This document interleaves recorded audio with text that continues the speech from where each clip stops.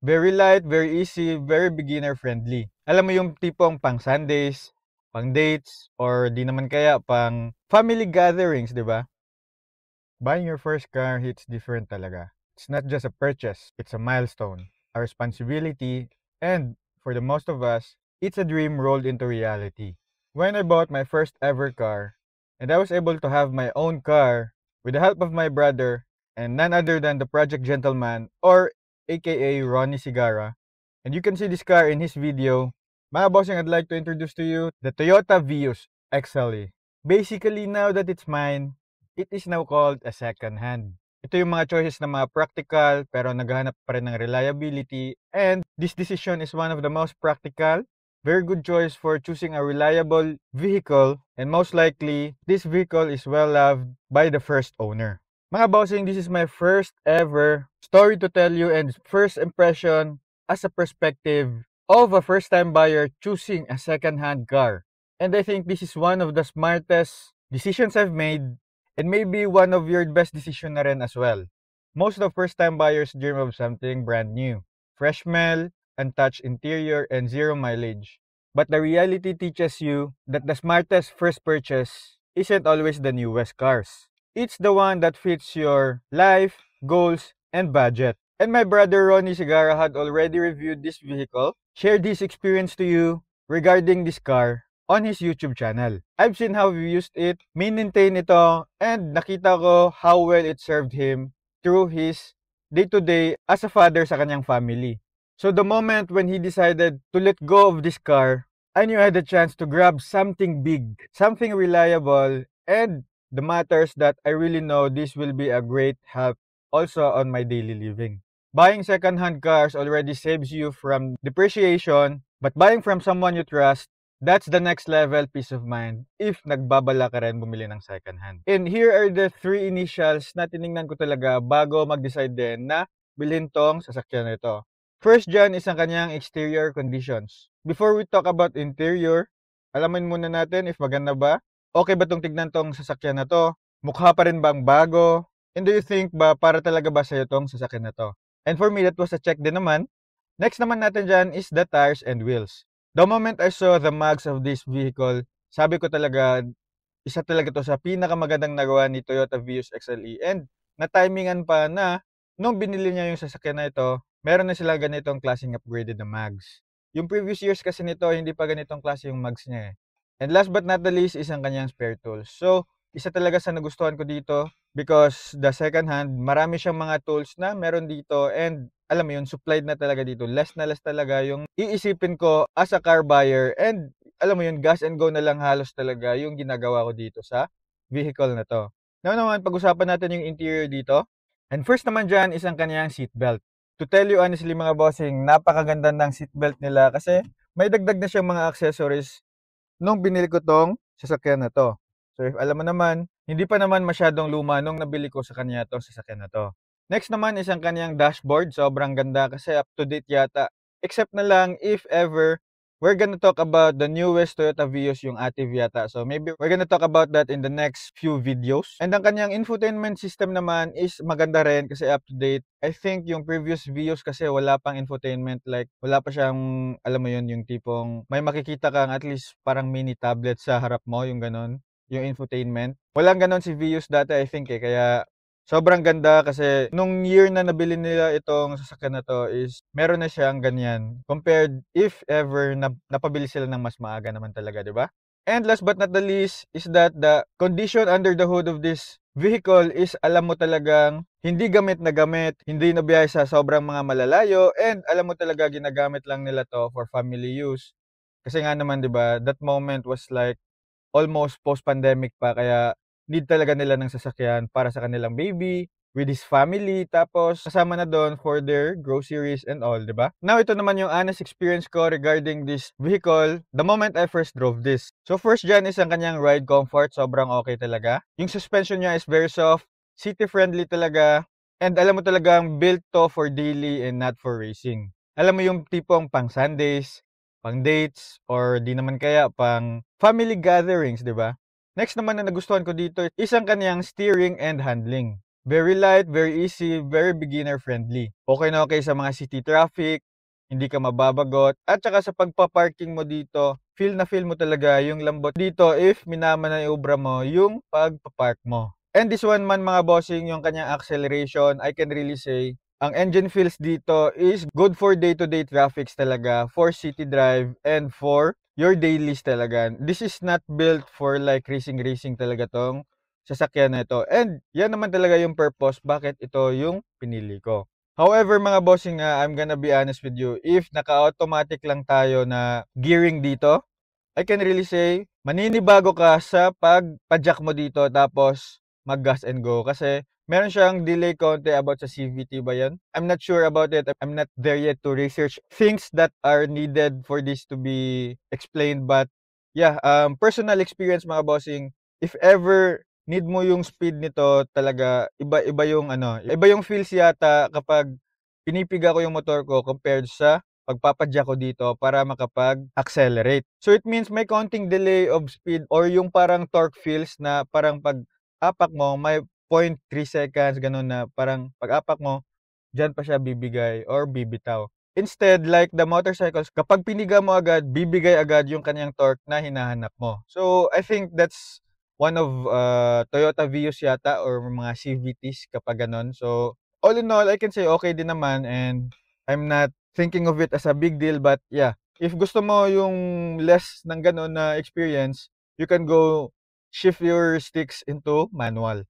Next naman dito, fuel efficiency. I can really say okay naman for its kilometers per liter. I think last na nakita ko or like na drive ko to is like 12 kpl yata, 10 kpl if ever for your city like okay na talaga yung 10 kpl dito, but I think kapag hinaharabas there's like 8 or 9 ganun. So it means sakto lang for daily talaga, especially yung mga traffic. Imagine niyo yung mga bossing, traffic tapos meron kayong malamig na aircon na sasakyan. So hindi ka nalugi doon kasi kapag nakamotor ka, alam mo talaga, damang-dama mo talaga yung init kapag ganun. So braking and safety mga bossing, kumakagat naman yung brakes niya dito. I'm not sure yet. Hindi ko pa na-research ng todo if yung mga features like ABS ba or kamusta yung mga safety measures natin dito sa mga braking system nila or ano pa, but maybe on my next video I'll make a thorough specs review dito sa sasakyan na to.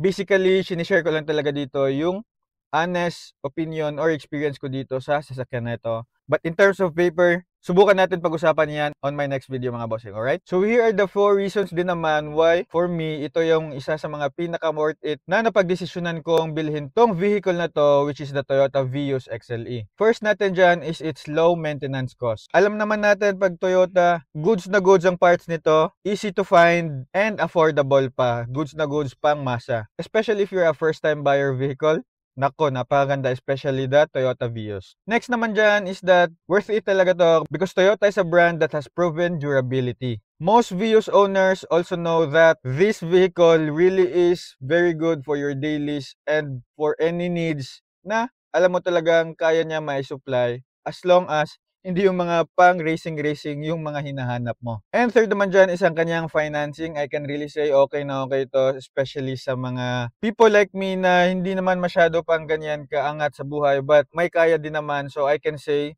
okay na okay to para sa mga pag-monthly nito. While the worth of this car is not that depreciating that much. So I can say if ever ibebenta ko to, masasabi mo talaga hindi siya ganun ka-depreciate sa price nung nabili mo. And last na rin siguro na masasabi ko dito na why I chose this vehicle is that it's sentimental value. Mga bossing, the story why Toyota Vios XLE by Ronnie Sigara, aka the Project Gentleman, has been here or has existed in the world was because of the need or an urgency na meron silang kailangang isolve for his family.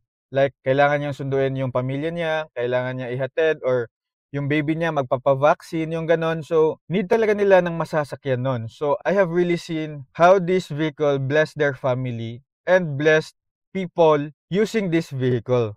So, for me mga bossing, that was a very big help na rin naman talaga. And isa din yon sa advocacy ko na one day magiging blessing din ako kung sino man ang mga sasakay dito. Siguro if second hand buyer ka din naman, ito ang tatlong concerns din na dapat mong i-raise if ever bibili ka rin ng mga second hand. Especially mga bossing if hindi mo kilala or sa mga marketplace mo lang nakita. I was lucky to buy these Vios from my brother. I was able to see kung paano niya to alagaan, kung paano niya to gamitin, and paano din sila na-serve ng pamilya nila gamit ng sasakyan na ito. First siguro dito is that the wear and tear parts ng sasakyan na ito. That would be a great concern, but I think hindi naman masyadong late pa ako nung nabili ko to, or hindi masyadong malayo nila to na itakbo, and hindi rin nila to nagamit ng pangbalagbagan, kaya I can really say medyo okay pa yung parts nito. Next naman is the CVT longevity. Ito din mga bossing ang isa sa mga concerns ko, but I can really say as long as hindi pa masyadong naitakbo ng masyadong mga malalayo and na i-travel ng sobrang malalayo din, so I can say hindi pa masyadong need i-maintain yung CVT nito. And last but not the least is the small interior flaws.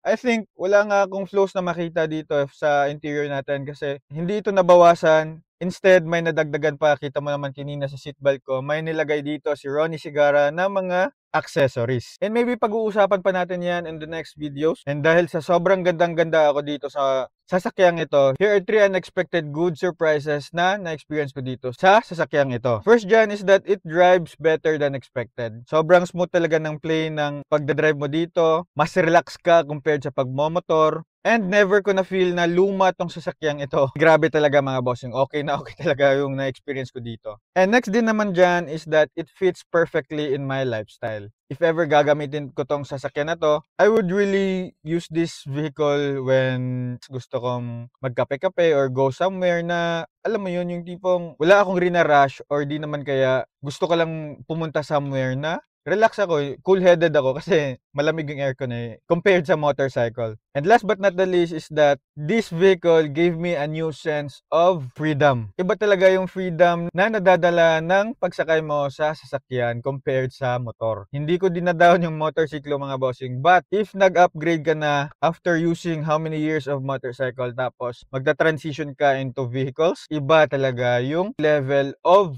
experience dito. Driving your own car hits different kasi naman talaga mga bossing.